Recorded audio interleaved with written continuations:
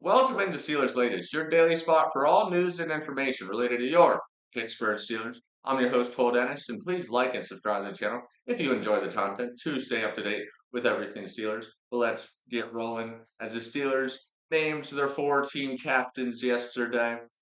It's no surprise those captains being Cam Hayward, TJ Watt, Aaron Rodgers, and special team captain Harmon Killebrew.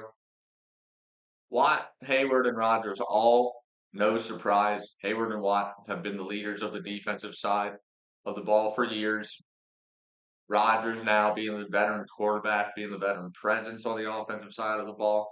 We talked yesterday about how we've lacked leadership on the offensive side of the ball for years now and how Rodgers is kind of pulling that out of players and trying to elevate the practice levels and just the player skill levels out there on the field. And Harmon Killebrew, honestly, probably the person I'm most happy to see catch a final captain spot because honestly, I don't think there was any player more impactful on special teams, on any special teams unit, all of last year and maybe even all of the last 2 years. He's been a force of nature when it comes to getting blocks on the punt unit. So I think he really has earned that final captain role to be the special teams captain. Just one more quick thing with Aaron Rodgers being captain, the quarterback being captain once again, it's a positive sign. We like to see that we got leadership on that side of the ball. I know last year Russ also was given the captain badge, but I think this more of that captain badge definitely more fits Aaron Rodgers than it did on any of our quarterbacks the past couple of years. Let's move on though to the contract extension. As Jaylen Warren got a 2-year extension, 12 million guaranteed. I love to see this. Jaylen Warren, I do think, has earned this contract. Steelers didn't overpay him either. So I think this is a win-win. Both teams, if we look back at his 3 years where he was tag teaming in the backfield with Najee Harris, Jaylen Warren always looked like the more explosive back. He always ran harder than Najee Harris. He always ran more vertical than Najee Harris. So he's been our best running back for the past couple years now. So we throw him a couple year contract. You got to treat your guys nice, and the Steelers do. The only problem I can possibly see coming of this is that we do have two more All Pro talents we haven't signed to extensions yet with Chris Boswell and Cam Hayward. Those two probably have more important of a role for this team. I mean, Chris Boswell, you can find a kicker anywhere. But the Boz in Pittsburgh, that's the best kicker in the league for years now. So I'd like to see him stay for the rest of his career. But I'm glad to see Jaylen Warren gets this contract first. Once again, didn't break the bank for the Steelers. I think he's still going to be productive this year. I don't think after this 2-year deal really expires once we come to the end of the next 2-year deal in 2027.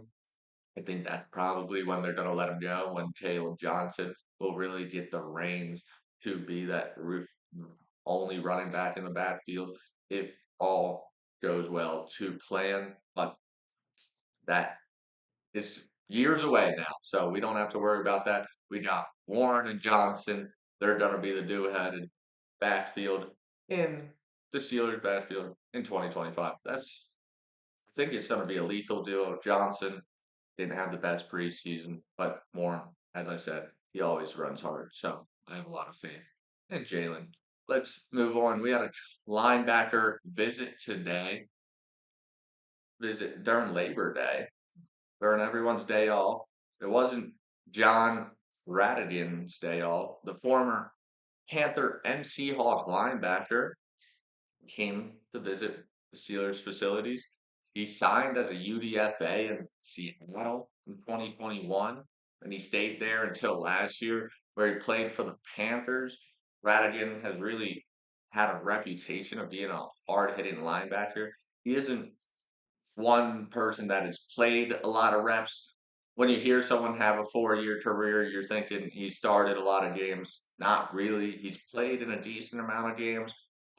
If you look at the total number of reps and tackles and everything, and just the stats and the total, definitely on the lower side.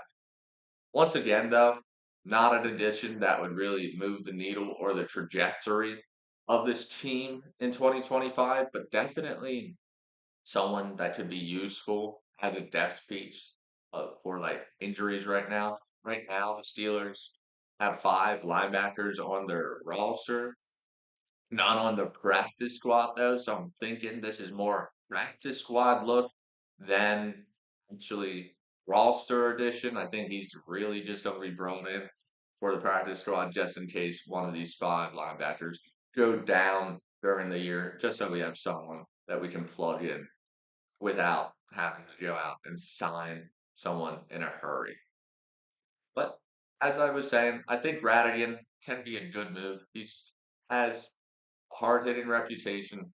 He's not going to give you great reps when he's out there, but he can fill time and give you enough to be okay out there if someone goes down with injury. Let's move on though. Let's wrap up the show with the Jets game plan.